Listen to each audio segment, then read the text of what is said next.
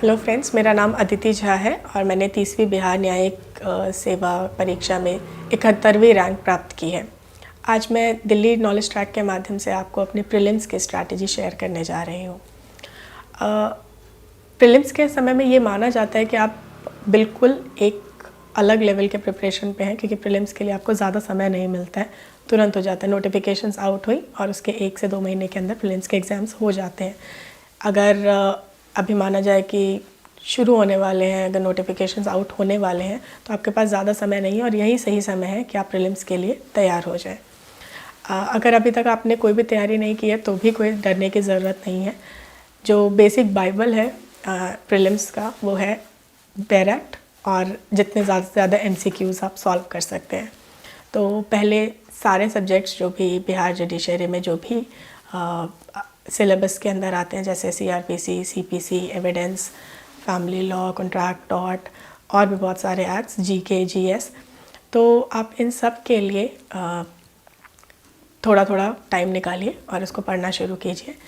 Bear acts को पढ़ना बहुत ही इजी है, ऐसा लोगों को लगता है, लेकिन ये बहुत डिफ़िकल्ट काम है। हर एक सेक्शन के कॉमा एंड फुल स्टॉप का भी अपना अलग मतलब होता है, तो इसीलिए स्पेशल एम्फेसिस दीजिए बेयर एक्ट्स को पढ़ने में। बेयर एक्ट्स के सेक्शंस को याद करने इज़ नॉट इम्पॉर्टेंट, वो याद अपने आप हो जाएंगे। अगर आप 2-3 बार 4 बार रिवीजन हो जाएगी आपकी, तो वो अपने आप याद हो जाएंगे। अंडरस्टैंडिंग बहुत ज़्यादा इम्पॉर्टेंट है इस सब में। तो सेक्शंस को ग्रास्प करने की कोशिश कीजिए, उसको समझने की कोशिश कीजिए, और इस टाइम में 2 महीने के टाइम में आप जितने ज़्यादा से ज़्यादा क्वेश्चन सॉल्व कर सकते हैं 10 ईयर सॉल्व कीजिए। और भी बहुत सारे लेक्सिस नेक्सिस की पूरी बुक आती है, 1000 क्वेश्चंस, 2000 क्वेश्चंस। आप डेली अपना ट्रैक बना के रखिए कि आपको आज 100 क्वेश्चंस सॉल्व करने हैं किसी एक सब्जेक्ट के, या पोर्शन वाइज कीजिए, तो वो आपके लिए बहुत हेल्पफुल होगा प्रीलिम्स के एग्ज़ाम के टाइम। इसके अलावा प्रीलिम्स में GK और GS भी आता है, तो उसके लिए भी आपको पढ़ना होता है। करंट अफेयर्स पे स्पेशल फोकस होता है, तो करंट अफेयर्स के भी काफ़ी क्वेश्चंस नॉर्मल न्यूज़पेपर से कवर हो ही जाते हैं। लेकिन अगर आपको उसके अलावा कुछ प्रिपरेशन करना है तो प्रतियोगिता दर्पण की एक ईयरली बुक आती है, आप वो फॉलो कर सकते हैं। नहीं तो बेसिक द हिंदू न्यूज़पेपर अगर आप फॉलो कर रहे हैं तो वो उतना सफिशिएंट होता है। और कुछ यूट्यूब चैनल्स भी होते हैं जो करंट अफेयर्स पे, जैसे बायजूस IAS करके आती है, एक यूट्यूब चैनल है, आप उसको भी फॉलो कर सकते हैं करंट अफेयर्स का एक ट्रैक रखने के लिए, समझने के लिए कि क्या क्या हो रहा है देश विदेश में।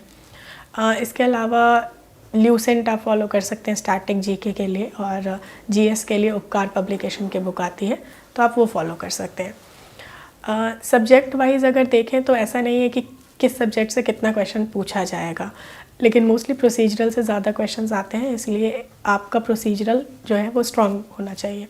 और वो आपको बाद में भी हेल्प करेगा, क्योंकि एक जनरल पेपर होता है प्रोसीजरल का, वो आपको क्लियर करना होता है जुडिशरी में। तो इसीलिए प्रोसीजरल लॉज, और क्योंकि वो प्रोसीजरल लॉज बहुत लेंदी हैं, इसलिए आप अभी से प्रोसीजरल लॉज पे वर्कआउट करना शुरू कर दीजिए। इसके साथ साथ कोर्ट केसेस, जजमेंट्स आते हैं कोर्ट्स के, आप उनके ऊपर ट्रैक रखिए, वो आपके GS में भी हेल्प करेंगे, और आगे इन फ्यूचर भी आपको सेक्शंस को भी एनालाइज करने में हेल्प करेंगे। सेक्शंस बहुत माइन्यूटली रीड करने चाहिए बेयर एक्ट्स में, जैसे कितना फ़ाइन CRPC या CPC इम्पोज कर रहा है वो भी आपको पता होना चाहिए, किन किन कंडीशंस में वो फ़ाइन इम्पोज हो रहे हैं, फ़ाइन के साथ पनिशमेंट है या फ़ाइन और पनिशमेंट है, मतलब फ़ाइन एंड पनिशमेंट है। ये सारे छोटे छोटे वर्ड्स भी बहुत इंपॉर्टेंट होते हैं जब आप प्रीलिम्स के MCQs देखते हैं, क्योंकि बहुत ऑप्शंस बहुत आसपास के ही होते हैं। 4 ऑप्शंस होते हैं आपके पास, लेकिन वो इतने नियरली क्लोज होते हैं कि उस टाइम आप कंफ्यूज हो जाते हैं। तो इसका बेस्ट तरीका ये है कि जब भी आप पढ़ रहे हैं तो एक जगह इन सब चीज़ों का एक नोट बना के रखिए कि कहाँ पे क्या इंपॉर्टेंट है। और दूसरा, जितने ज़्यादा से ज़्यादा आप क्वेश्चंस करेंगे, MCQs करेंगे, उतना आपको बहुत बेनिफिशियल होगा, क्योंकि उससे आपकी क्लैरिटी आती है। बार बार क्वेश्चंस करने से आपको याद रहते हैं कि मैंने कहाँ पे गलती की थी और आगे मुझे क्या क्लियर आउट करना है। प्रीलिम्स में क्योंकि अब ज़्यादा समय है नहीं, तो इसीलिए पूरी बेयर एक्ट तो आप नहीं पढ़ सकते, लेकिन कुछ फोकस एरियाज़ होते हैं हर सब्जेक्ट के, जिनसे क्वेश्चंस मैक्सिमम रिपीट होते हैं। जैसे CPC का अगर हम लें तो res judicata, foreign judgments, order two rule 2, या फिर एक्स पार्टे, और ऐसे ऐसे काफ़ी क्वेश्चंस हैं, टेम्पररी इंजंक्शंस, जिनसे क्वेश्चंस काफ़ी रिपीट होते हैं। तो ये मेन सेक्शंस का आप एक चेकलिस्ट बना लीजिए। इनके सेक्शंस, इनके ऑर्डर्स आपको याद होने चाहिए। और जब रिवीजन करना हो आपको, तो आपके पास एक पेज ले लीजिए, उसमें बैठ के हर दिन रिवाइज़ कीजिए कि मेरे को कहाँ तक मैंने पढ़ लिया है या कहाँ तक मैंने कर लिया है और मुझे कितना याद है। हर दिन जो आप पढ़ रहे हैं, कम से कम at the end of the day आपका ये टारगेट होना चाहिए कि जितना मैंने पढ़ा है उसको मैं एक बार रिवाइज़ कर लूँ। रिवीजन का सबसे इम्पॉर्टेंट बेनिफिट ये होता है कि आपका आज का आपको पता चल जाता है कि मेरा क्या आउटपुट रहा है, मैंने कितना टाइम स्पेंड किया पढ़ने में।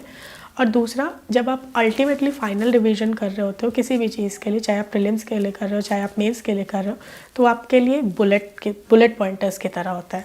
आप शॉर्टली उसको पूरा मेमोराइज़ कर सकते हो, आपको चीज़ें याद आने लगेंगी और आपको इन प्लेस सब कुछ फॉल करता जाएगा। तो इसीलिए बहुत इंपॉर्टेंट है कि आप एक अपना चेक लिस्ट बनाइए, एक कॉपी ऐसी बनाइए जिसमें आपने हर दिन का रिवीजन कर रखा हो। मेरा टारगेट हमेशा ऐसा था कि मुझे अगर मेरे को प्रीलिम्स के लिए प्रिपेयर करना है तो मैं हमेशा ऐसा हर दिन का मेरा हमेशा रूटीन होता था कि आज मैं 50 क्वेश्चंस 100 क्वेश्चंस किसी एक टॉपिक के कवर कर लूँगी और उसके अलावा कुछ बेयर एक्ट्स पढ़ लूँगी। तो इस स्ट्रैटेजी से क्या होता था कि मैं MCQs भी साथ साथ सॉल्व कर पा रही थी और मैं बेयर एक्ट्स भी फॉलो कर पा रही थी। तो ये बहुत इंपॉर्टेंट है कि आप दोनों चीज़ों पे ट्रैक रखिए, किसी भी एक चीज़ को छोड़िए मत। और बिल्कुल पैनिक होने की ज़रूरत नहीं, क्योंकि 2 मंथ्स 1 मंथ का टाइम बहुत ज़्यादा सफिशिएंट होता है आपके प्रीलिम्स के तैयारी के लिए। उतना टाइम आपको आगे के लिए भी मिल जाता है, मेंस की तैयारी के लिए भी, और उसके साथ साथ प्रीलिम्स के लिए भी काफ़ी सफिशिएंट टाइम है। तो अगर आपने अभी तक तैयारी शुरू नहीं की है तो आई वुड सजेस्ट कि अगले एग्ज़ाम्स जल्दी होने वाले हैं, तो आप उसके लिए तैयारी शुरू कर दीजिए। Thank you.